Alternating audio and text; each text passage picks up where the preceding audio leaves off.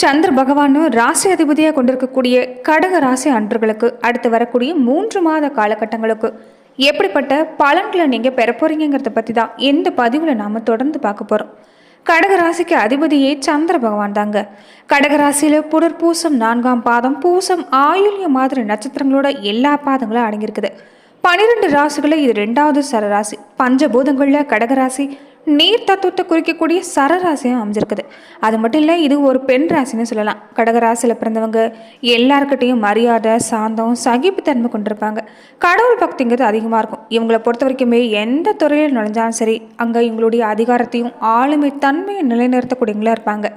கூடவே அன்பான பேச்சு, நிர்வாக திறமை, இதை பொறுத்த வரைக்குமே இந்த குணத்தால் எல்லாருமே அவங்களுடைய கட்டுப்பாட்டுக்குள்ளே கொண்டு வந்துடுவாங்கன்னு சொல்லலாம். கடகராசியில் பிறந்தவங்களுக்கு மனசில் எப்போதுமே உயர்ந்த லட்சியங்கிறது இருக்கும். சுறுசுறுப்பாக செயல்பட்டுகிட்டே இருப்பாங்க. எல்லா வகையிலும் திறமை நிறைஞ்சிருக்கக்கூடிய இவங்க தான். கூடவே இறக்க கூட அதிகமாக இருக்கும். எளிதில் உணர்ச்சி வசப்படக்கூடிய நபராக இருப்பாங்க. இதனாலே நிறைய பேர் ஏமாற்றம் அடையும் இவங்க செய்வாங்கன்னு சொல்லலாம். கற்பனை திறன் அதிகமாக இருக்கும். இவங்களை பார்க்குறதுக்கு பழகிறது கடினமாக இருந்தாலும் பழகின பின்னாடி இவங்களை விட்டு பிரிய முடியாதுன்னு சொல்லலாம். எல்லா வகையிலும் தன்னை நம்பி வந்தவங்களுக்கு உதவி செய்யக்கூடிய குணம் கொண்டவங்கன்னு சொல்லலாம். பெரும்பாலுமே சொத்து சேர்க்கையை பொறுத்த வரைக்கும் உங்களுக்கு குடும்பம் அமைஞ்ச பின்னாடி உங்களுக்கு நல்லபடியாக அமையும். திருமண வாழ்க்கையை சுவாரஸ்யமாக பல திருப்பங்கள் நிறைஞ்சதாக தான் கடகராசி அன்பர்களுக்கு அமைன்னு சொல்லலாம். சின்ன வயசுலேருந்து நிறைய கஷ்டங்கள் பட்டிருப்பீங்க. சுயமாக வீடு, மனை, வாசல், வண்டி, வாகனம் இதெல்லாமே வாங்கணும், இதோட வாழணுங்கிற ஒரு வாழ்க்கை உங்களுக்கு ஆசையாக இருக்கும். இந்த வாழ்க்கை எல்லாமே நிச்சயம் உங்களுக்கு கிடைக்குன்னே சொல்லலாம். கடகராசியில் பிறந்தவங்க எப்போதுமே நீங்கள் சந்திரனோட ஆளுமையில் இருக்கக்கூடிய அம்பாள் வழிபாடு செஞ்சுட்டு வந்தீங்கன்னா நல்ல மாற்றம் ஏற்படுன்னு சொல்லலாம். அதே மாதிரி நீங்கள் பெருமாள் வழிபாடு செய்கிறது நல்லது. பௌர்ணமி நாட்களில் நீங்கள் சிவபெருமானை தொடர்ந்து வழிபாடு செஞ்சுட்டு வரதும் கடகராசி அன்பர்களுக்கு நல்ல மாற்றத்தை ஏற்படுத்தி தரும். தொடர்ந்து இனி வரக்கூடிய 3 மாத காலத்துக்கு எப்படிப்பட்ட பலன்களை நீங்கள் மேலும் பெற போறீங்கிறத பார்க்கலாம். அதுக்கு முன்னாடி நீங்கள் இந்த சேனலுக்கு புதியவராக இருந்தால் இந்த சேனலை சப்ஸ்கிரைப் பண்ணிவிட்டு ஒரு லைக்கும் பண்ணிவிட்டு பின்தொடர்ந்து வாங்க பார்க்கலாம். கடக ராசிக்கு பொறுத்த வரைக்குமே இது வரைக்குமே சில காலமாகவே அஷ்டம சனியால் பாதிக்கப்பட்டிருப்பீங்க. கடந்து ஏதாவது ஒரு வகையில் உங்களுக்கு பிரச்சனையாகவே தான் இருந்திருக்குன்னு சொல்லலாம். திருமணம் சம்மந்தப்பட்ட விஷயமா இருக்கட்டும், வம்பு, வழக்கு, கோர்ட்டு கேஸு, மருத்துவமனை, தொடர்ந்து ஏதாவது ஒரு வகையில் உங்களுக்கு பாதிப்பு ஏற்பட்டிருக்கும். சொல்ல முடியாத துயரங்களை எல்லாமே சந்தித்து மனசில் ஒரு வெறுப்பு தான் உண்டாகியிருக்கும். ரொம்பவுமே மனநொந்து போயிருப்பீங்கன்னு சொல்லலாம். இனி உங்களுக்கு எல்லா வகையிலும் நிவர்த்தி ஆகக்கூடிய யோகம் ஏற்பட போகுது. நல்ல பலனு கிடைக்கக்கூடிய வாய்ப்பு அமைஞ்சிருக்குன்னு சொல்லலாம்.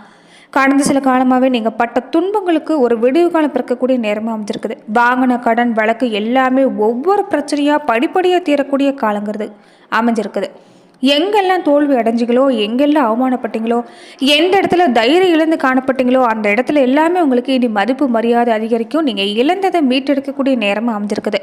இனி வாழ்க்கையில் உங்களுக்கு மகிழ்ச்சிகரமான நேரம்னு சொல்லலாம். ஆயுள் நட்சத்திரக்காரங்களுக்கு பொறுத்த வரைக்குமே ஓரளவுக்கு நீங்கள் தப்பிக்கக்கூடிய வாய்ப்பு அமைஞ்சிருக்குது. பூசம், புனர்பூச நட்சத்திரக்காரங்களுக்கும் இனி வரக்கூடிய காலங்களில் நல்ல மாற்றம் ஏற்படுன்னு சொல்லலாம். பாக்கிய சனி காலம் நடக்கிறதால எல்லா விதமான பாக்கியங்களும் கிடைக்கக்கூடிய வாய்ப்பு இருக்குது. சொத்து வாங்க முடியும், பழைய சொத்துக்கள் விற்க முடியும், கடனை அடைக்க முடியும். பித்ரு வர்க்கத்துக்கும் ஆதாயம் கிடைக்கிறதால அதன் மூலமாக நீங்கள் மேன்மை அடையக்கூடிய வாய்ப்பு அமைஞ்சிருக்குது. எல்லா விஷயத்திலும் படிப்படியான வெற்றி கிடைக்குன்னு சொல்லலாம். ரொம்ப முக்கியமாக இந்த காலத்தில் 2 முக்கியமான விஷயத்த செய்ய பாருங்கள். ஒன்று, குலதெய்வ வழிபாடை மறக்காமல் கடைபிடிச்சிட்டு வருது. இன்னொன்று, முன்னோர் வழிபாடு நீங்கள் தொடர்ந்து செஞ்சுட்டு வருது. அதே மாதிரி பெண் தெய்வ வழிபாடு, இஷ்ட தெய்வ வழிபாடு, இது எல்லாமே தொடர்ந்து செஞ்சுட்டு வர பாருங்கள். அடுத்தடுத்து மேன்மையான நிலை ஏற்படுன்னு சொல்லலாம். வெளிநாடு சம்மந்தப்பட்ட முதலீடு செய்யக்கூடியவங்களுக்கு இந்த நேரத்தில் நல்ல மாற்றம், வாழ்வாதாரத்தில் மேன்மை கிடைக்குன்னு சொல்லலாம். வியாபார ரீதியாகவும் முன்னேற்றம் அடையக்கூடிய வாய்ப்பு அமைஞ்சிருக்கு. பொருளாதார ரீதியாக இனி வெற்றி பெற போகிறீங்க. ரியல் எஸ்டேட், மீடியா துறையில் இருக்கக்கூடியவங்களுக்கு கூட இனி நல்ல மாற்றம் ஏற்பட போகுதுன்னு சொல்லலாம். தொடர்ந்து இனி இந்த காலத்திலேயே அஷ்டம ஸ்தானத்தில் இருக்கக்கூடிய ராகு கிரகத்தை குரு தன்னுடைய 9ஆம் பார்வையை பார்க்க இருக்கிறார். இனி வரக்கூடிய காலத்தை பொறுத்த வரைக்குமே நிதி முதலீடு தொடர்பான விஷயத்தில் நீங்கள் கவனமாக தான் அடி எடுத்து வைக்கணும்.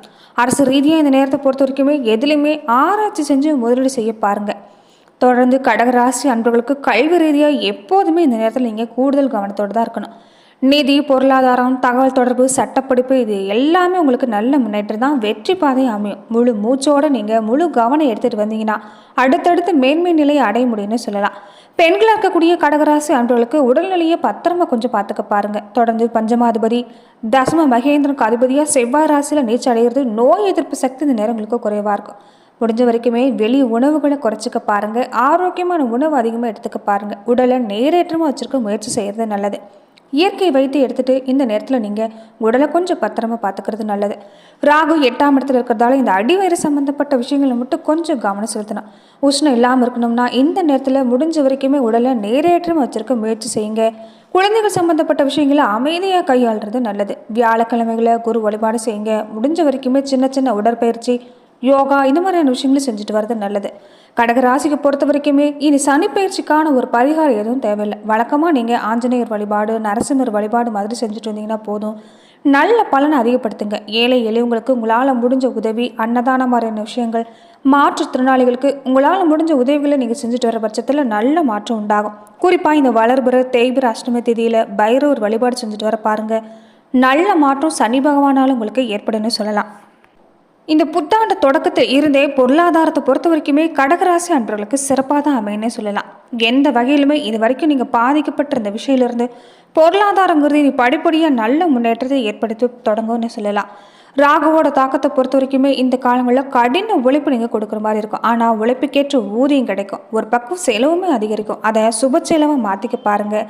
கடன் வாங்கக்கூடிய சூழ்நிலை அப்பப்போ ஏற்படலாம். தொடர்ந்து இந்த நேரத்தை பொறுத்த வரைக்குமே நீங்கள் கடன் வாங்கக்கூடிய சூழ்நிலை இருந்தாலுமே கூடுமான வரைக்கும் கடன் வாங்குறது தவிர்க்கிறது நல்லது. தேவை அதிகப்படியாக இருந்தால் மட்டும், ஒரு முக்கியமான ஒரு பொருளாதார ரீதியாக ஒரு தொழில் தொடங்கக்கூடிய வாய்ப்பு ஒரு தேவை இருந்தால் மட்டும் கடனை வாங்க பாருங்கள். முடிஞ்ச வரைக்குமே பழைய கடன்களை திருப்பி செலுத்திட்டு வருது உங்களுக்கு மேலான பலனை ஏற்படுத்தி தரும்னு சொல்லலாம். உடல் நிலையிலுமே இந்த நேரம் நீங்கள் கவனமாக இருக்கணும். வயிறு, இடுப்பு, முதுகு மாதிரியான பிரச்சனைங்கிறது ஒரு சில நேரம் ஏற்படலாம். ஆரோக்கிய விஷயத்தில் கவனமாக இருங்க. திருமண வயசில் இருக்கக்கூடிய இளம் வயதினருக்கு திருமணம் நடக்கக்கூடிய யோகம், அதற்குண்டான பேச்சுவார்த்தைங்கிறது இந்த புத்தாண்டு தொடக்கத்திலே நடக்கும். பெரும்பாலானவங்களுக்கு இந்த நேரத்தில் காதல் திருமணம் நடக்கக்கூடிய வாய்ப்பு இருக்குது. முதல் பகுதி திருமண வாய்ப்பு இல்லைனாலுமே இனி பிற்பகுதியில் தட தாமதம் எல்லாமே விலகி திருமண வாழ்க்கை சிறப்பாக இருக்கும். பெரிய அளவில் பாதிப்பு எதுவுமே இருக்காது. காதல் திருமண வாழ்க்கை உங்களுக்கு சிறப்பாக அமைன்னு சொல்லலாம். அதே மாதிரி இந்த நேரத்தில் பொறுத்த வரைக்குமே நீ நடக்கக்கூடிய ஒவ்வொரு விஷயம் உங்களுக்கு சாதகமாக தான் அமைன்னு சொல்லலாம். மிகச்சிறப்பான பலனை பெறக்கூடிய வாய்ப்பு அமைஞ்சிருக்குது. வண்டி வாகனம் வாங்கக்கூடிய யோகம், நிலம் வீடு கட்டக்கூடிய யோகம், இது எல்லாமே உங்களை தேடி வரும். சனி குருவை பொறுத்த வரைக்குமே இந்த 2 பேருமே உங்களுக்கு சாதகமாக இருக்கிறதால யோக பலன் கிடைக்கக்கூடிய வாய்ப்பு அமைஞ்சிருக்குது. கடகராசி அன்பர்களுக்கு பொறுத்த வரைக்குமே இந்த காலத்தில் பொறுத்த வரைக்கும் நீங்கள் குடும்ப உறவுகளை ஒரு தாக்கத்தை ஏற்படுத்த போகிறீங்க. நீங்கள் பேசுகிற விதத்தில் கொஞ்சம் கடுமையை குறைச்சிக்க பாருங்கள். இது உங்களையும் உங்களை சார்ந்திருக்கக்கூடிய உறவுகளையும் பாதிக்கும். முடிஞ்ச வரைக்குமே கோபத்தை நீங்கள் குறைச்சிக்கிறதும், பேசுகிற வார்த்தைகளை கவனமாக இருந்துட்டு வந்தீங்கன்னா எந்த பாதிப்புமே ஏற்பட வாய்ப்பில்லை. தொழிலை பொறுத்த வரைக்குமே கடந்த காலத்தில் நிறைய பிரச்சனைகளை நீங்கள் சந்திச்சிட்டீங்க. இனி படிப்படியான முன்னேற்றம் தான் கிடைக்கும். சிறப்பான ஆண்டாக தான் உங்களுக்கு தொடங்க போகுது. குருவோட பயிற்சியாலும் இனி உங்களுக்கு அடுத்தடுத்து உங்களுக்கு சாதகமான பலன் கிடைக்கும். வேலையில் நிறைய மாற்றங்களை நீங்கள் சந்திக்க போகிறீங்க.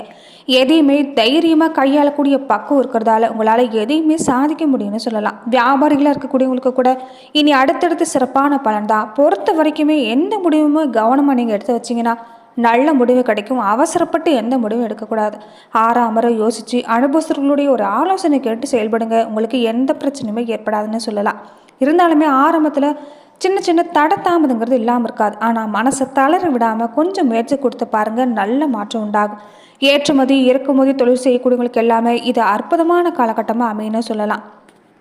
பெண்களாக இருக்கக்கூடிய கடகராசி அன்பர்களுக்கு கூட இந்த நேரத்தை பொறுத்த வரைக்கும் உங்களுக்கு சிறப்பாக தான் அமைஞ்சிருக்குது. கொஞ்சம் பேச்சுவார்த்தையில் கவனமாக இருங்க. அக்கம் பக்கம் பழகக்கூடியவங்களோட நீங்கள் இந்த நேரத்தில் கொஞ்சம் அனுசரணையாக நடந்து கொள்வது நல்லது.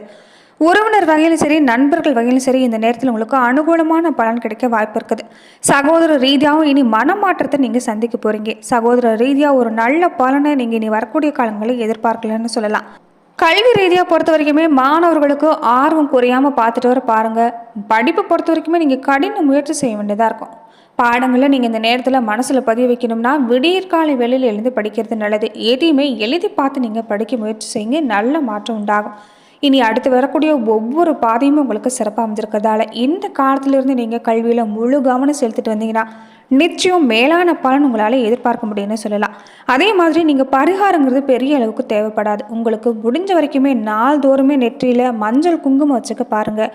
ஒவ்வொரு புதன்கிழமையுமே பெருமாள் வழிபாடு செஞ்சுட்டு வந்தீங்கன்னா நல்ல மாற்றம் உண்டாகும். வீட்டில் அடிக்கடி நீங்கள் மகாலட்சுமி தாயார் படத்துக்கு 2 அகல்விளக்கு தீபம் ஏற்றி 2 நேரமும் வழிபாடு செஞ்சுட்டு வாங்க, நல்ல மாற்றம் உண்டாகும்.